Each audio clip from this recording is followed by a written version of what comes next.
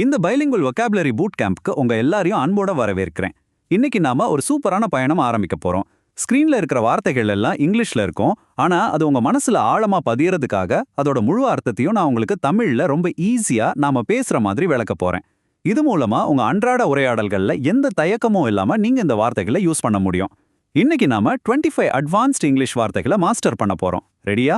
வாங்க ஆரம்பிக்கலாம். செக்ஷன் 1 தொழில்முறை மற்றும் ஆஃபீஸ்ல சிஸ்டம்ஸ் எப்படி நிர்வகிக்கிறது, எப்படி ஆர்கனைஸ் பண்றதுன்னு சொல்ற முக்கியமான வார்த்தைகள்ல இருந்து நாம ஆரம்பிக்கலாம்.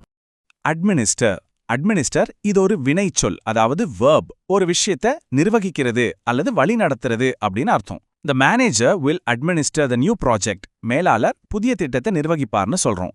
இதிலிருந்து உருவானது தான் அட்மினிஸ்ட்ரேட்டிவ் அப்படிங்கிற அட்ஜெக்டிவ், அதாவது நிர்வாகம் சம்பந்தப்பட்ட விஷயங்கள்.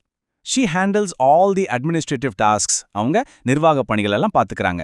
அடுத்து அட்மினிஸ்ட்ரேட்டர். இது ஒரு நவுன். ஒரு நிறுவனத்தை நிர்வாகம் பண்ற நபர், அதாவது நிர்வாகி. The hospital administrator approved the budget. மருத்துவமனை நிர்வாகி பட்ஜெட்டுக்கு ஒப்புதல் கொடுத்தார். ரொம்ப சிம்பிள், கரெக்டா?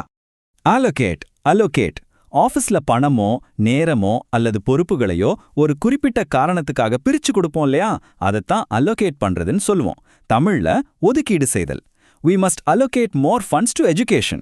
நாம கல்விக்கு அதிக நிதியை ஒதுக்க வேண்டும். இதோட பெயர்ச்சொல், அதாவது நவுன் ஃபார்ம் தான் allocation. The allocation of food was handled by the charity. உணவு ஒதுக்கீட்டை அந்த தொண்டு நிறுவனம் கையாண்டது. ப்ரொஃபஷனல் மீட்டிங்ல இந்த வார்த்தையை யூஸ் பண்ணி பாருங்க, உங்க லாங்குவேஜ் சூப்பரா இருக்கும். அட்ஜஸ்ட்மெண்ட். இந்த வார்த்தையை நாம அடிக்கடி யூஸ் பண்ணுவோம் இல்லையா?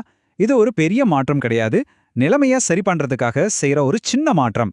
We need to make a slight adjustment to the meeting schedule. Meeting டைம்ல நாம ஒரு சின்ன மாற்றம் பண்ணணும், அவ்வளவுதான் விஷயம். Section 2 society and life transitions. Section 2 இப்போ ஆஃபீஸ் வார்த்தைகள்ல இருந்து கொஞ்சம் வெளியே வந்து சமூக மாற்றங்கள், மனித வளர்ச்சி சம்பந்தப்பட்ட வார்த்தைகளை ஆழமா பார்க்கலாம்.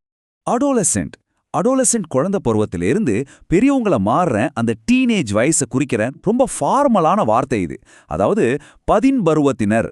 The adolescent struggled with the pressures of high school. அந்த பதின்பருவ மாணவன் ஹை ஸ்கூல் பிரஷர்னால ரொம்பவே சிரமப்பட்டான். அடாப்ஷன் இந்த வார்த்தைக்கு 2 சூப்பரான அர்த்தம் இருக்குங்க. ஒன்னு, ஒரு குழந்தைய சட்டப்பூர்வமா தத்தெடுக்கிறது.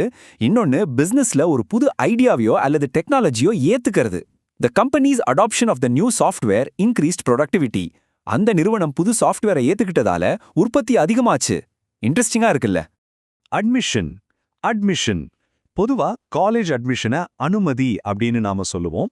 ஆனா சட்ட ரீதியான இடங்கள்ல ஒரு உண்மையே அல்லது தப்ப ஒப்புக்கொள்வது அப்படிங்கிறதுக்கும் இதே வார்த்தை தான் யூஸ் ஆகுது. A sudden admission of guilt surprised the entire courtroom. அவங்க திடீர்னு தப்ப ஒத்துக்கிட்டது கோர்ட்ல இருந்த எல்லாரையும் ரொம்ப ஆச்சரியப்பட வச்சது. அட்வொகேட். வக்கீல நாம இப்படிதான் கூப்பிடுவோம், அது நமக்கு தெரியும்.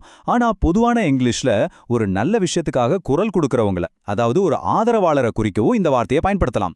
He is a strong advocate for environmental protection. அவர் சுற்றுச்சூழல் பாதுகாப்புக்காக ரொம்ப ஸ்ட்ராங்கா குரல் கொடுக்கிற ஒரு ஆதரவாளர். அக்ரிகல்ச்சரல் இது விவசாயம் சார்ந்த அப்படின்னு அர்த்தம் தரக்கூடிய ஒரு adjective. எக்கனாமிக்ஸ் நியூஸ்ல இந்த வார்த்தையை நீங்க அடிக்கடி பார்க்கலாம். The nation's economy relies heavily on its agricultural exports. நாட்டோட பொருளாதாரம் அதோட விவசாய ஏற்றுமதியைத்தான் பெருசா நம்பியிருக்கு. செக்ஷன் 3 இப்போ சில பிரச்சனைகள், சட்ட சிக்கல்கள் மற்றும் அதோட எதிர்மறையான விளைவுகளை பத்தி பேச தேவையான வார்த்தைகளுக்கு போலாம். அலெஜ் நியூஸ்லயும் சட்டத்திலயும் இது ரொம்ப ரொம்ப முக்கியமான வார்த்தை. ஏன்னா எந்த ஆதாரமும் இல்லாம ஒருத்தர் மேல குற்றம் சாட்டுறது தான் allege. They allege that he stole the money. அவர் தான் பணத்தை திருடினார்னு எந்த ஆதாரமும் இல்லாம குற்றம் சாட்டுறாங்க. இதோட நவுன் ஃபார்ம் தான் allegation, குற்றச்சாட்டு. The allegations of fraud ruined his career. மோசடி குற்றச்சாட்டுகள் அவர் கெரியரே நாசமாக்கிடுச்சு. அதே போல allegedly அப்படின்னா கூறப்படும்படி. He allegedly lied on his resume. அவர் தன்னோட ரெஸ்யூம்ல பொய் சொன்னதா கூறப்படுது. நியூஸ்ல இதை நீங்க கவனிச்சிருக்கலாம். அட்வர்ஸ் அதாவது எதிர்மறையான அல்லது பாதகமான அப்படின்னு அர்த்தம். மெடிக்கல் ஃபீல்ட்லயோ அல்லது பிசினஸ்லயும் வர்ற கெட்ட விளைவுகளை குறிக்கும். The patient experienced adverse side effects from the medication. அந்த நோயாளிக்கு மருந்துனால பாதகமான பக்க விளைவுகள் ஏற்பட்டுச்சு அப்படின்னு அர்த்தம். ஆஃப்டர்மேத் ஒரு பெரிய பேரழிவோ அல்லது துயரமான சம்பவமோ நடந்ததுக்கு அப்புறம் ஏற்படுற அந்த காலகட்டத்தை அல்லது பின்விளைவுகளை குறிக்கிற வார்த்தை இது.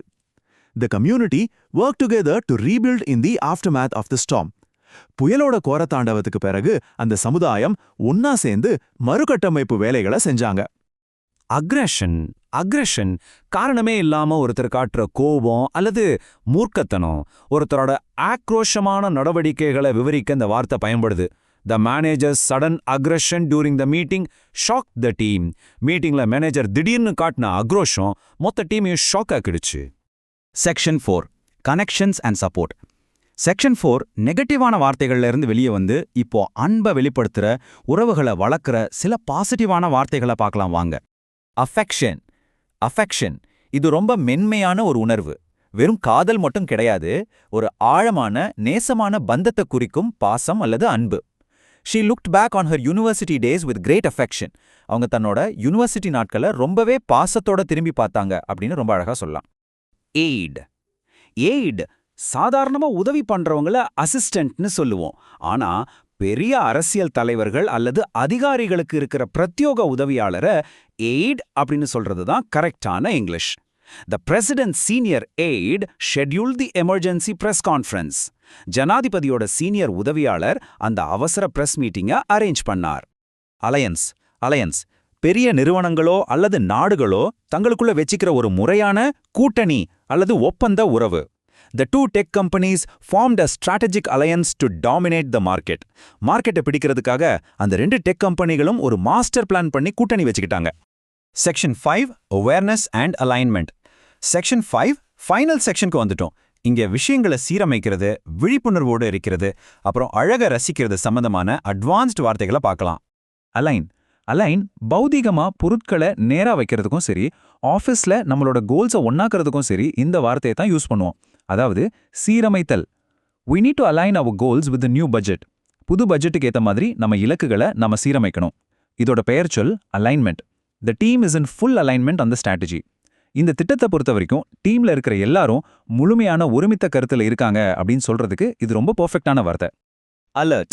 அலர்ட் ரொம்ப உஷாரா விழிப்புடன் இருக்கிறது. எந்த ஆபத்து வந்தாலும் உடனே ரியாக்ட் பண்ண முழுமையா தயாரா இருக்கிற நிலையை இது குறிக்கும். The security guard remained on high alert throughout the night. அந்த செக்யூரிட்டி கார்டு நைட் ஃபுல்லா ரொம்பவே விழிப்புடன் இருந்தாரு.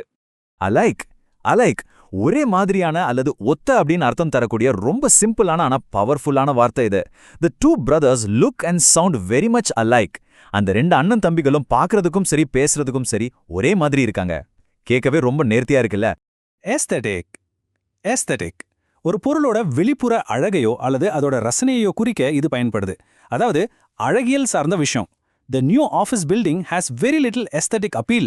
அந்த புது ஆஃபீஸ் பில்டிங் பார்க்கறதுக்கு அவ்வளோ ஒன்றும் அழகா இல்ல, அதோட அழகியல் தன்மை குறைவா இருக்கு அப்படின்னு அர்த்தம். சூப்பர்! இன்னைக்கு நாம 25 அட்வான்ஸ்ட் இங்கிலீஷ் வார்த்தைகளை ரொம்ப தெளிவா கத்துக்கிட்டோம்.